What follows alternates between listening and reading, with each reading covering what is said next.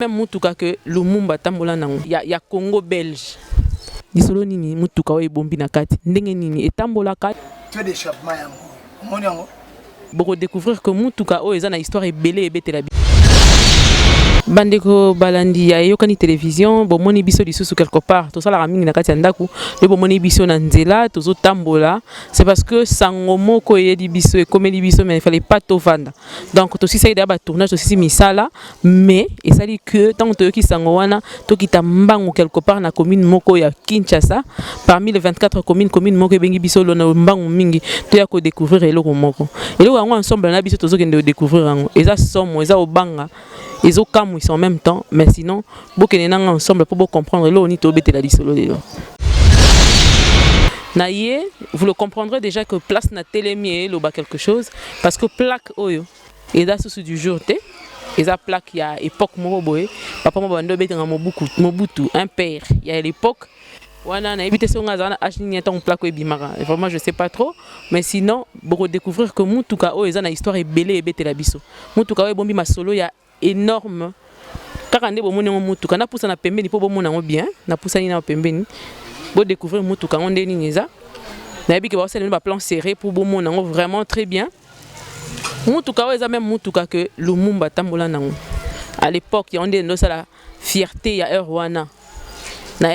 ya Congo belge mais tu peux découvrir ngo quelque part et tambolaka et vivaka et zalaka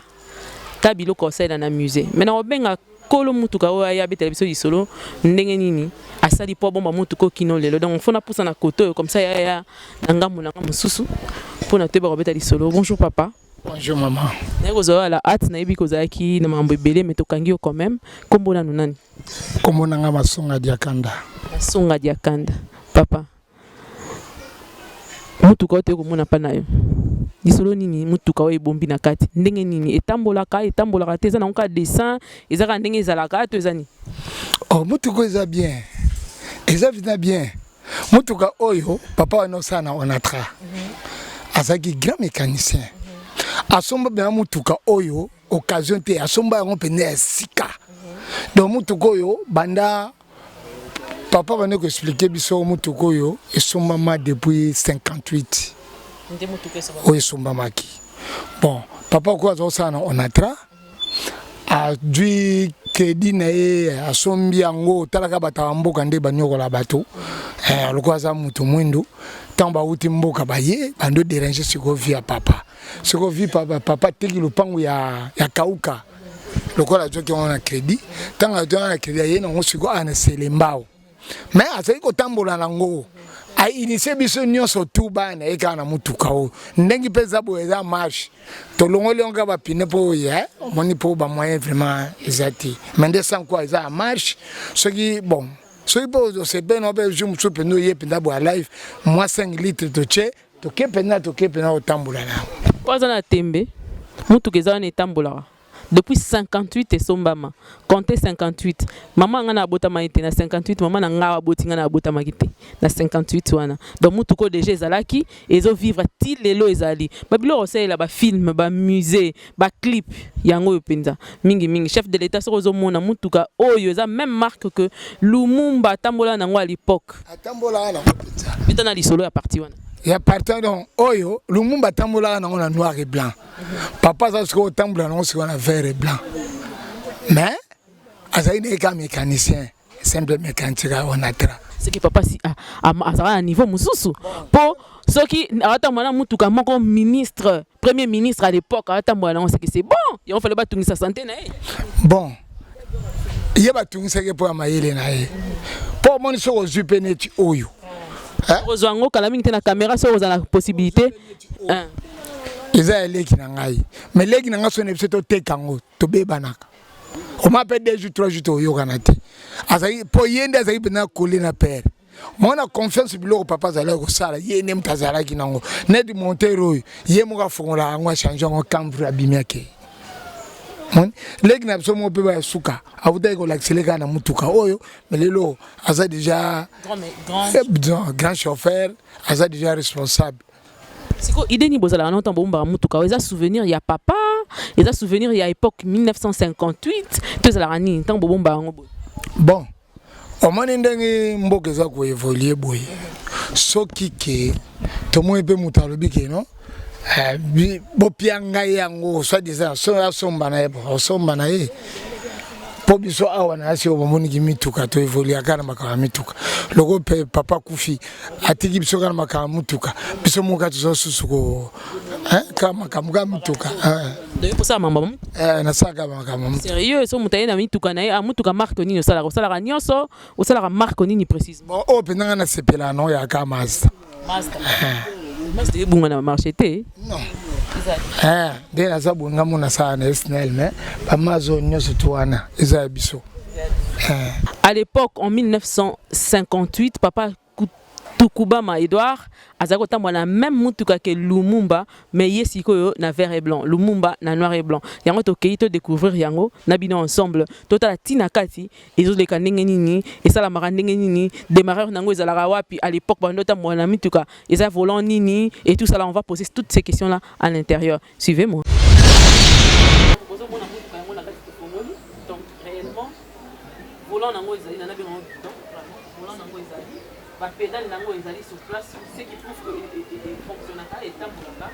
bon avant tout kota na awanazo tous les canaux liboso omona moteur nango ndenge ezali constitué et le reste omona à l'époque ça va faire 72 ans aujourd'hui que nous va ouais ezali depuis Tombama eza awa on a va en place moteur ya na place moteur ya na place mais je vous accompagne quoi ezali la compama il faut les faire que wale vya mettre sileni kama fo ko eza bobi o calculateur on a des places pour faire radiateur voilà ça va démarrer awa tu es na carburant tu te démarrer on démarrer on tout ça na lui on démarrer ya mabe malamu ya na 5 litres la ticket sur les zones Pourquoi tu as un pénalty dans le oh, donc comme les gens qui tout ça on va regarder ce qu'on a sur un bon côté tant que tout le monde est là on a fait des nuits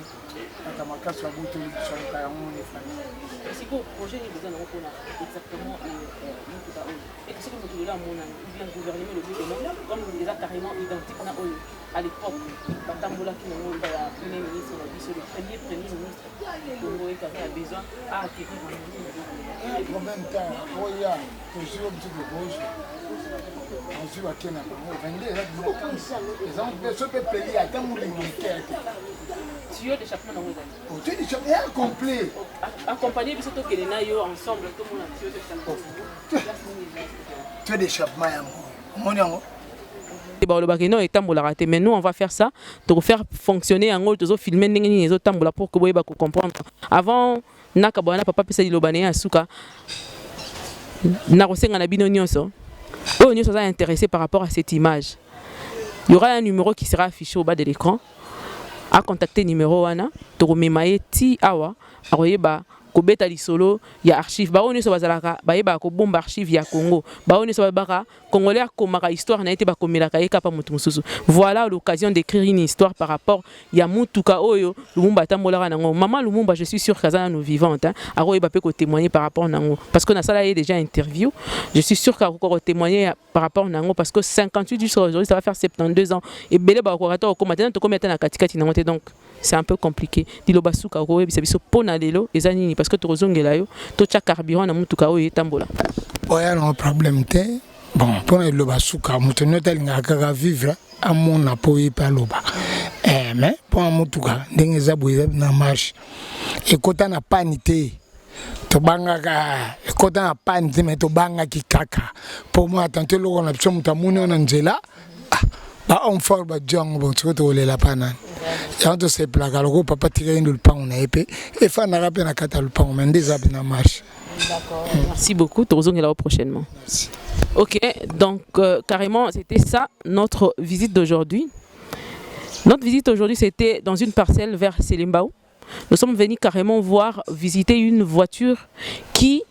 le même marque que a utilisé notre premier ministre Lumumba en couleur noir-blanc, mais ici à Selimbao où nous avons retrouvé une voiture même marque ce que a utilisé Lumumba, notre premier président, comme archive. On l'a derrière nous et cette voiture marche jusqu'à aujourd'hui. Depuis 1958 jusqu'à aujourd'hui, jour pour jour, ça va nous faire 72 ans que cette voiture est conservée dans cette parcelle. Ici, ça vit, ça respire, ça marche et nous avons palpé du doigt ce que c'est cette voiture aujourd'hui. La marque que j'ai carrément complètement oublié, la marque